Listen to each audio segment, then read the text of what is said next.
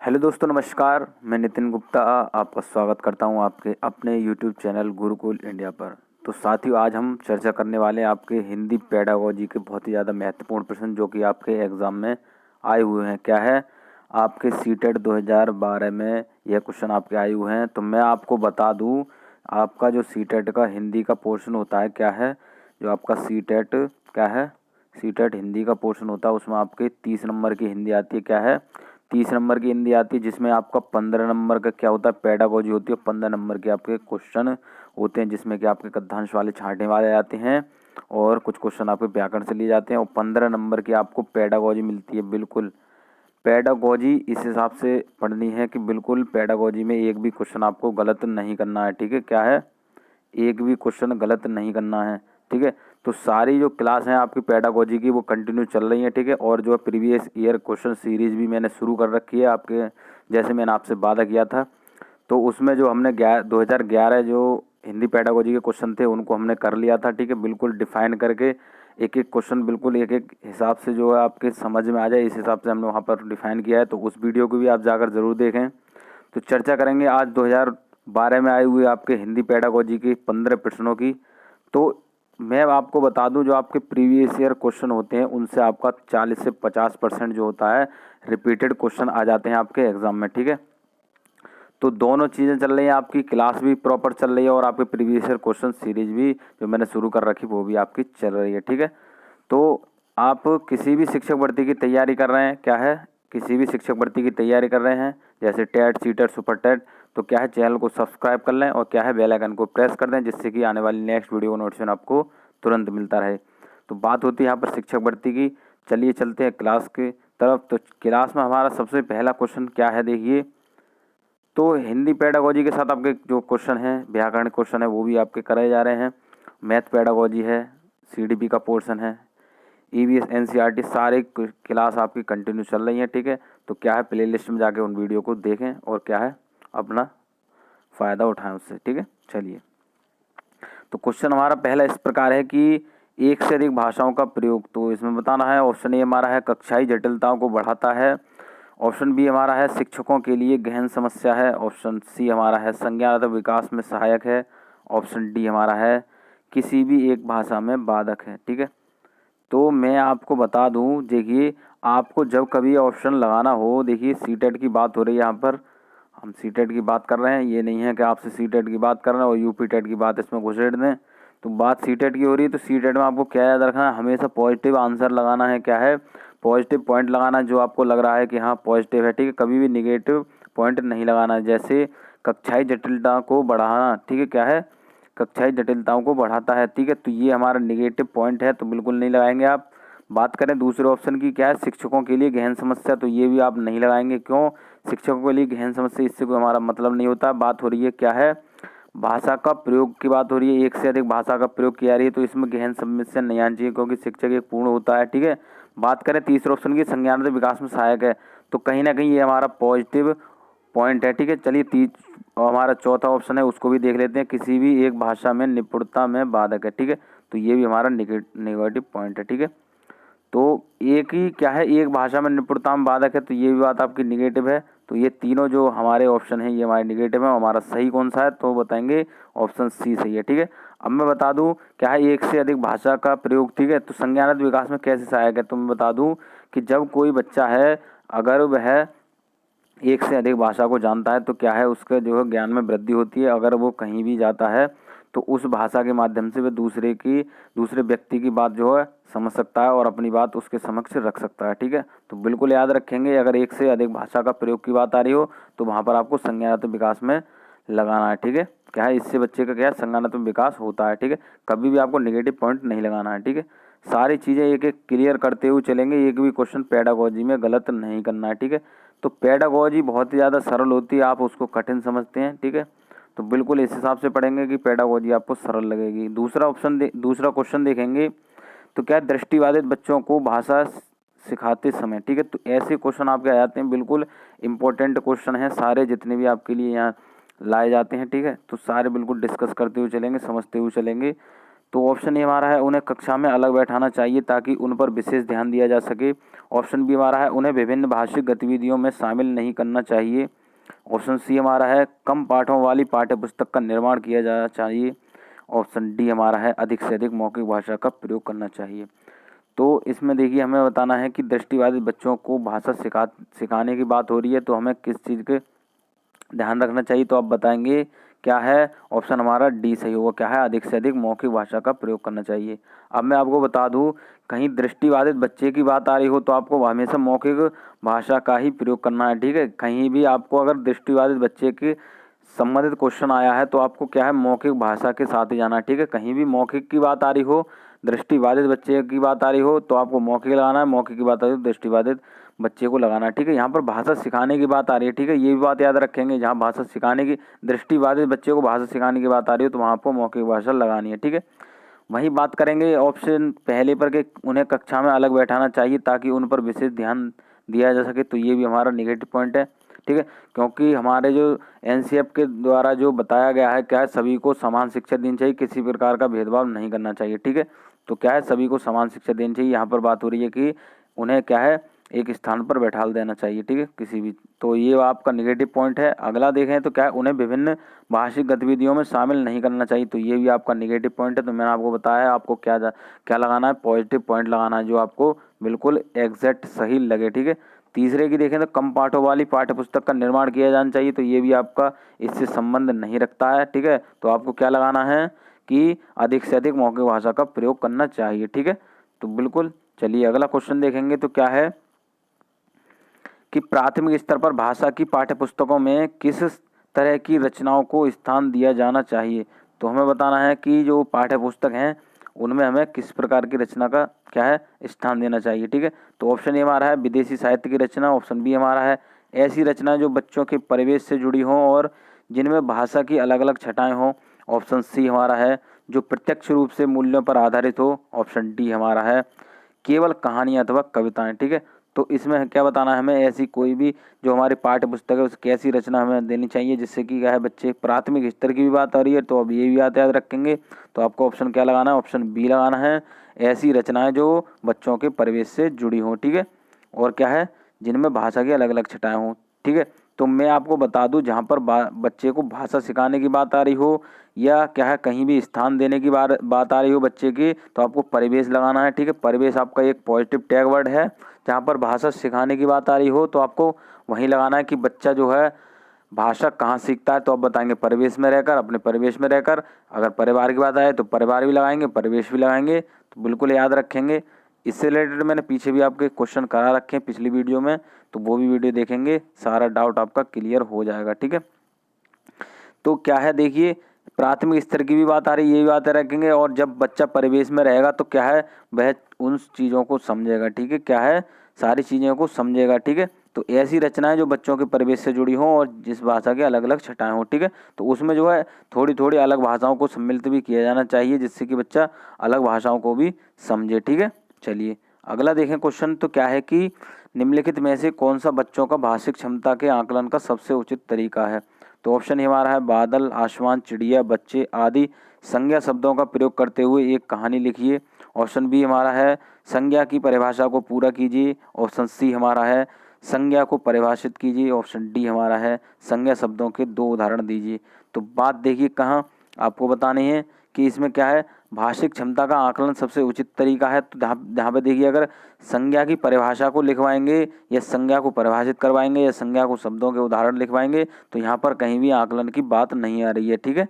तो ऑप्शन हमारा क्या है ये सही होगा। अब बात करें देखिए बादल, आसमान, चिड़िया, बच्चे क्या है आदि संज्ञा शब्दों का प्रयोग करते हुए एक कहानी लिखिए। तो इससे क्या होगा बच्चे के भाषिक क्या है भाषिक क्षमता का आकलन किया जा सकता है, ठीक है। तो बच्चा जो है अलग अलग प्रकृति के अनुसार मतलब अपने अलग अलग मनोभावों के अनुसार उस चीज़ को लिखेगा, ठीक है। अब बादल के बारे में लिखेगा, आसमान के बारे में लिखेगा, चिड़िया के बारे में लिखेगा, ठीक है। तो क्या है उसके भाषिक क्षमता का आकलन किया जा सकता है, ठीक है, बिल्कुल। और संज्ञा की इसकी बात करेंगे तो सभी बच्चे समान लिखेंगे, लेकिन यहाँ पर बात आई तो सब बच्चे अपने अलग अलग मनोभावों के अनुसार उस चीज़ को लिखेंगे, ठीक है। तो ऑप्शन आपका ए सही है इसमें, ठीक है। चलिए क्वेश्चन अगला देखेंगे तो क्या है कि बच्चे की मौखिक अभिव्यक्ति का विकास करने के लिए सबसे कम प्रभावी तरीका कौन सा है।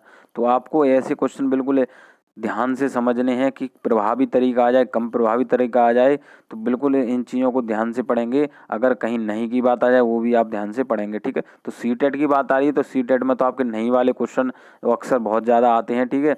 तो बच्चे जो क्या होते हैं, हमारे साथी जो होते हैं, वो नहीं को जल्दी नहीं देख पाते हैं और क्या है, जल्दी से 2 लाइन पढ़ी और अपना क्या है आंसर लगा देते हैं और अपना जो है क्या है क्वेश्चन गलत कर देते हैं, ठीक है। तो आप ऐसी गलती नहीं करेंगे, ठीक है। तो बात करेंगे, इसमें कह रहे हैं कि बच्चे की मौखिक अभिव्यक्ति का विकास करने के लिए सबसे कम प्रभावी तरीका बताना है। तो ऑप्शन ए हमारा है व्याकरण आधारित रचना अभ्यास, ऑप्शन बी हमारा है अपने अनुभवों का वर्णन, ऑप्शन सी हमारा है बातचीत करना, ऑप्शन डी हमारा है संवाद अदायगी। तो देखिए इसमें हमारा कौन सा ऑप्शन आपका सही होगा, तो आप बताएंगे, क्या बताएंगे आप। ऑप्शन हमारा ए सही होगा, क्या है, व्याकरण आधारित संरचना अभ्यास, ठीक है।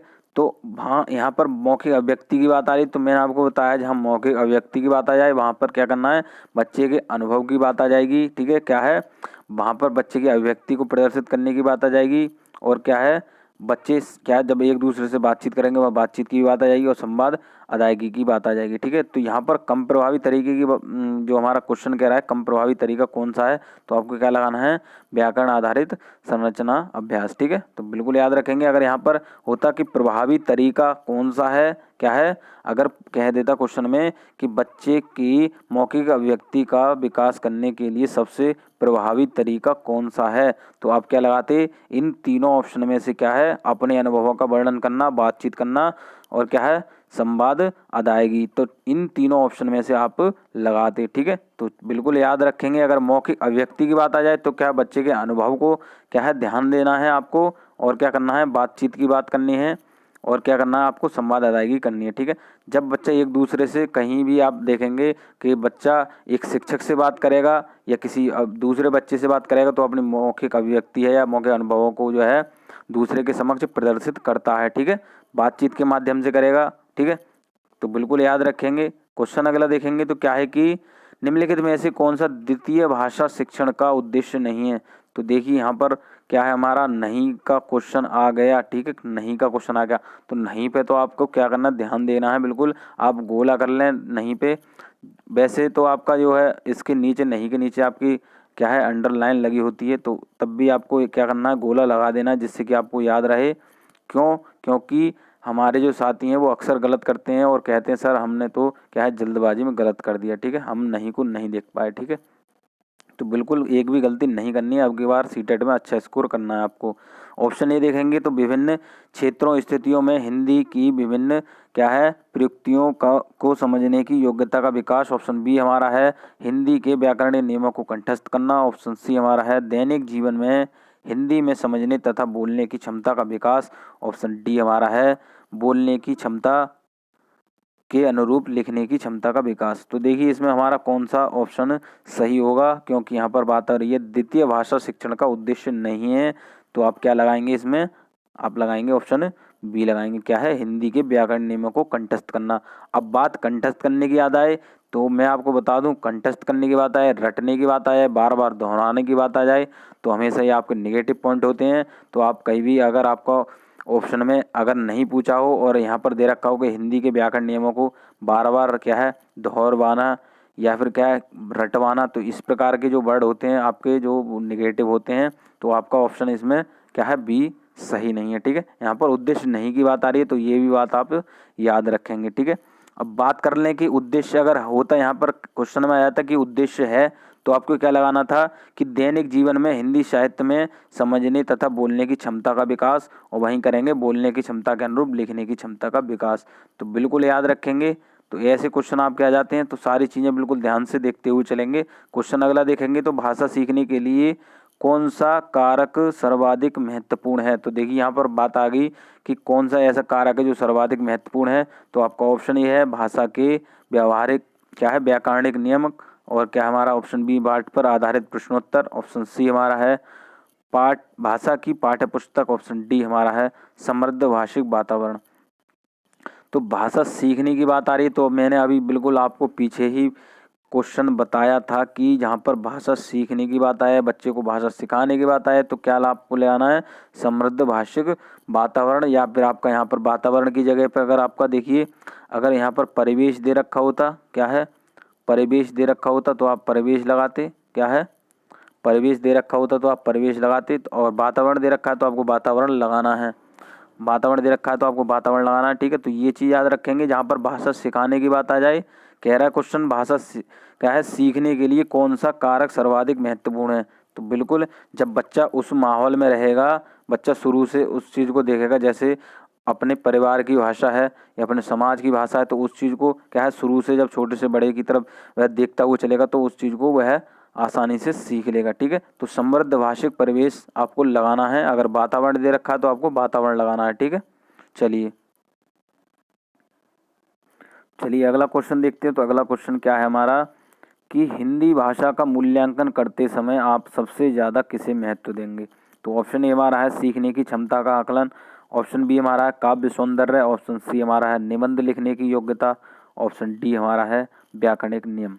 तो बिल्कुल आपको व्याकरण नियम तो आपको कहीं लगाना ही नहीं है। भाषा, जहाँ पर भाषा की आपकी बात आ रही हो तो व्याकरण नियम तो आपको लगाना ही नहीं है। ठीक है, तो क्या ज़्यादा महत्व, देखिए ज़्यादा महत्व की बात आ रही है तो आपको क्या लगाना है, तो मैंने आपको बताया है कि क्या करना है, कि सीखने की क्षमता का आकलन। ठीक है, क्या है, सीखने की क्षमता का आकलन। यहाँ पर बात आ रही है कि मूल्यांकन करने, क्या है, मूल्यांकन करने की बात आ रही है। मूल्यांकन करते समय आप सबसे ज़्यादा क्या किसे महत्व देंगे, तो बिल्कुल सीखने की क्षमता का आकलन। आप जब बच्चा क्या है सीख रहा है, ठीक है, तो उसकी क्षमता का आकलन, इसको आप महत्व देंगे। ठीक है, बिल्कुल बात आप बिल्कुल ध्यान से समझते हुए चलेंगे। काव्य सौंदर्य की बात आ रही है तो इससे हमारा कोई मतलब नहीं है। या पर नेगेटिव पॉइंट है निबंध लिखने की योग्यता, तो इससे हमारा कोई मतलब नहीं है। इसमें हमारे बच्चे की भाषा से इसका कोई मतलब नहीं है निबंध लिखने की। अगर अभिव्यक्ति की बात आ जाए कि बच्चा की अभिव्यक्ति का आकलन की बात आ जाती तब आप निबंध को लगाते। ठीक है, यहाँ पर बात आपकी आ रही है हिंदी भाषा का मूल्यांकन करने की बात आ रही है, तो क्या है सबसे ज़्यादा महत्व देने की भी बात आ रही है, तो आप क्या लगाएंगे, सीखने की क्षमता का आकलन। ठीक है, तो ये तीनों जो हमारे ऑप्शन है वो आपके निगेटिव हैं, तो हमारा ऑप्शन ए सही है। ठीक है, चलिए क्वेश्चन अगला देखेंगे। तो क्या है कि एक बहुभाषिक कक्षा में आप किसे सबसे कम महत्व देंगे। ठीक है, तो उसमें हमारा क्या है, सबसे ज़्यादा महत्व देंगे। इस क्वेश्चन में दे रखा है सबसे कम महत्व देंगे। तो ऐसे क्वेश्चन आपके आ जाते हैं, कहीं उद्देश्य पूछ लेगा कि इसका उद्देश्य क्या है या उद्देश्य नहीं है, कौन सा अधिक महत्व दे, कौन सा कम महत्व, तो इस प्रकार के क्वेश्चन आ जाते हैं। तो ऑप्शन ए हमारा है विभिन्न प्रकार का बाल साहित्य, ऑप्शन बी हमारा है कक्षा में विभिन्न प्रकार की सामग्री, ऑप्शन सी हमारा है कक्षा के बहुभाषिक और बहुसांस्कृतिक संदर्भों के प्रति संवेदनशीलता, ऑप्शन डी हमारा है बच्चों को सिखाने की दो भाषाओं के मध्य विद्यमान समानता व अंतर का विश्लेषण कैसे किया जाता है। तो बिल्कुल आप बताएंगे। देखिए जहाँ पर बहुभाषिक कक्षा की बात आया तो मैं आपको बहुभाषिक कक्षा की बात बता दूं। तो बहुभाषिक कक्षा वो होती है हमारी जिसमें क्या है एक से अधिक क्या है भाषा का प्रयोग किया जाता है। क्या है, एक से अधिक भाषा का प्रयोग किया जाता है। ठीक है, ये एक से अधिक भाषा का स्थान उसमें होता है। ठीक है, तो बहुभाषिक कक्षा आपकी वो होती है। ठीक है, अब बात यहाँ पर आ रही है कि सबसे कम महत्व की बात आ रही है, तो आप क्या लगाएंगे, तो आप लगाएंगे ऑप्शन डी लगाएंगे। क्या लगाएंगे, ऑप्शन डी लगाएंगे। बच्चे को सिखाने की दो भाषाओं के मध्य विद्यमान समानता व अंतर का विश्लेषण कैसे किया जाता है। ठीक है, तो बिल्कुल याद रखेंगे। अगर आपको ऐसे क्वेश्चन देखने को मिल जाए तो आप क्या लगाएंगे, ऑप्शन डी लगाएंगे। ठीक है, तो इसके मध्य कभी क्या है समानता अंतर विश्लेषण कैसे किया जाता है, ये आपको महत्व कम है। ठीक है, चलिए अगला देखें। तो अगला क्वेश्चन है कि भाषा की पाठ्य पुस्तक का निर्माण करते समय सबसे कम महत्वपूर्ण बिंदु है। तो देखिए यहाँ पर ऐसे ही क्वेश्चन आपके आ जाते हैं। बिल्कुल सारी चीज़ें यहाँ पर समझते हुए चलेंगे, एक भी क्वेश्चन गलत नहीं करना। देखिए यहाँ पर सबसे कम महत्वपूर्ण बिंदु की बात आ रही है, कहीं आ जाएगा सबसे क्या है सबसे अच्छा महत्वपूर्ण बिंदु कौन सा है, या सबसे क्या है उद्देश्य सही कौन सा है, उद्देश्य नहीं है, या महत्व कम कौन सा है। तो ऐसे प्रकार के क्वेश्चन आ जाते हैं जैसे कि मैंने आपको पीछे बताया था।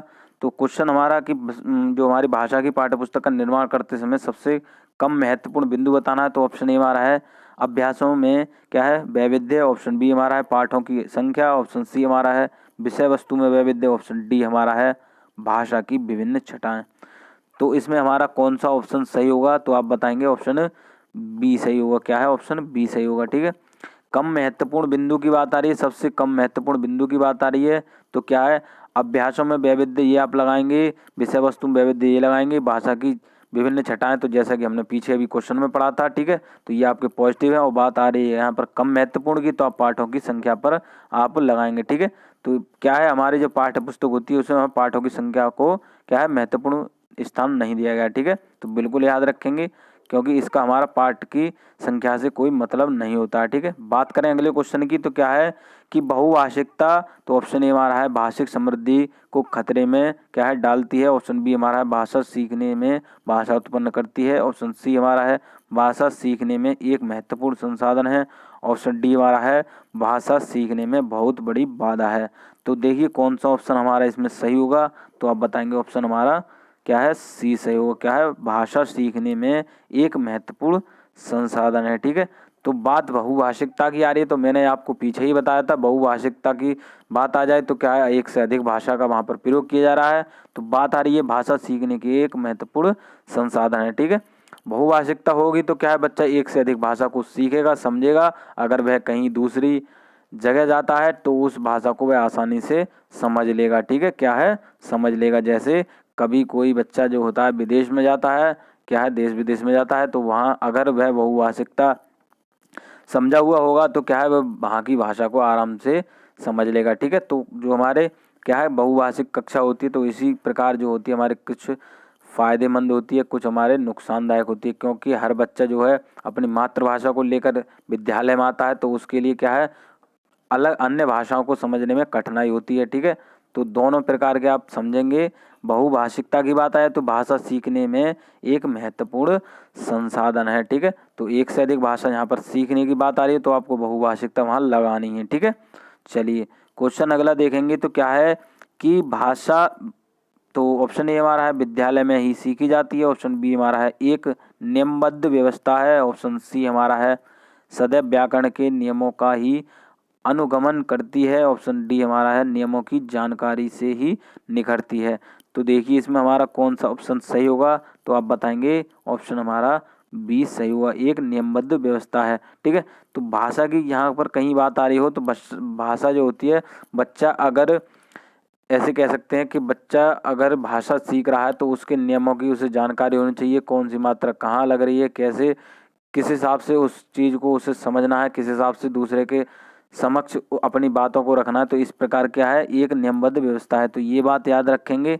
चलिए यहाँ पर सदैव व्याकरण के नियमों का ही अनुगमन करना, तो मैंने आपको बताया व्याकरण के नियम की बात आ जाए तो आपको ऑप्शन नहीं लगाना है, ठीक है। नियमों की जानकारी से ही निकलती है, तो जरूरी नहीं है, ये आपका नेगेटिव है। विद्यालय में ही सीखी जाती, तो मैंने आपको बताया जो भाषा जो होती है हमारी क्या है, घर परिवेश में भी रहकर सीखी जाती है, समाज में रहकर भी सीखी जाती है। तो बिल्कुल ये आपके तीनों पॉइंट नेगेटिव है, तो हमारा कौन सा ऑप्शन बी सही था, एक नियमबद्ध व्यवस्था है, ठीक है। तो बच्चा जो होता है एक एक ऐसे कर सकते हैं, धीरे धीरे करके एक एक प्रक्रिया जो है भाषा के द्वारा समझता हुआ चलता है, ठीक है। तो किस हिसाब से हमें क्या है भाषा को अपना प्रयोग करना है, ये बात बच्चा हो नियमबद्ध व्यवस्था में अंतर्गत सीख जाता है, ठीक है। क्वेश्चन अगर देखेंगे कि बच्चे विद्यालय आने से पहले, तो क्वेश्चन बिल्कुल आता है, इंपॉर्टेंट लिख लेंगे। तो सारे क्वेश्चन इंपॉर्टेंट हैं, तो ऐसे क्वेश्चन तो आपके अक्सर पूछ ले आते हैं। चलिए ऑप्शन ये हमारा देखिए, बच्चे विद्यालय आने से पहले बात हो रही थी, तो ऑप्शन ये हमारा है अपनी भाषा की नियमबद्ध व्यवस्था की व्यवहारिक कुशलता के साथ आते हैं। ऑप्शन बी हमारा है कोरी स्लेट होते हैं। ऑप्शन सी हमारा है भाषा का समुचित उपयोग करने में असमर्थ नहीं होते हैं। ऑप्शन डी हमारा है भाषा के चारों कौशलों पर पूर्ण अधिकार रखते हैं। तो इसमें हमारा कौन सा ऑप्शन सही होगा, तो आप बताएंगे कौन सा हमारा इसमें ऑप्शन सही है, तो आप बताएंगे ऑप्शन क्या है, ए सही है। क्या है, अपनी भाषा की नियमबद्ध व्यवस्था की व्यवहारिक कुशलता के साथ आते हैं। तो मैंने अभी आपको पीछे ही बताया है कि बच्चा विद्यालय आता है तो क्या है, अपनी मातृभाषा को वह विद्यालय लेकर आता है, ठीक है। तो अपनी भाषा की बात आ रही है, अपनी भाषा की नियमबद्ध व्यवस्था और क्या है व्यवहारिक कुशलता के साथ आता है, ठीक है। तो नियमबद्ध व्यवस्था की हमने अभी पीछे ही चर्चा की थी, क्या है क्वेश्चन में। तो क्या है, बच्चा क्या है परिवार में रहकर जो बच्चे के माता पिता होते हैं उनके द्वारा बच्चा भाषा सीख लेता है कि किस प्रकार से दूसरे के समक्ष अपनी बातों को समझाना है, किस हिसाब से अपनी बातों को दूसरे के समक्ष रखना है। तो ये क्या है, बच्चा परिवार से ही ये सारी चीज़ें सीख के आता है, ठीक है। तो विद्यालय आने से पहले क्या, अगर कहीं भी आपका आ जाए तो क्या है, बच्चा अपनी मातृभाषा को क्या है सीखा हुआ होता है। तो ऐसे आपको ऑप्शन लगाने हैं, या बच्चा अपने परिवेश में रहकर ही भाषा सीखता है, ठीक है। तो बिल्कुल याद रखेंगे। चलिए ऑप्शन अगला क्वेश्चन देखेंगे। तो अगला क्वेश्चन है कि भाषा अर्जन और भाषा अधिगम के संदर्भ में कौन सा कथन सही नहीं है। तो इसमें भी आपका क्या है नहीं वाला आ गया। तो बिल्कुल याद रखें, नहीं को बिल्कुल अंडरलाइन कर लेंगे। ऑप्शन ए हमारा है भाषा अर्जन में विभिन्न संकल्पनाएं मातृभाषा में ही बनती हैं। ऑप्शन बी हमारा भाषा अधिगम प्रयासपूर्ण होता है। ऑप्शन सी हमारा है भाषा अर्जन सहज और स्वाभाविक होता है जबकि भाषा अधिगम प्रयासपूर्ण होता है। ऑप्शन डी हमारा है सांस्कृतिक विभिन्नता भाषा अर्जन और भाषा अधिगम को प्रभावित करने वाला महत्वपूर्ण कारक है। तो इसमें हमारा कौन सा ऑप्शन सही होगा, तो आप बताएंगे ऑप्शन हमारा बी सही होगा। क्या है, भाषा अधिगम प्रयासपूर्ण होता है, ठीक है।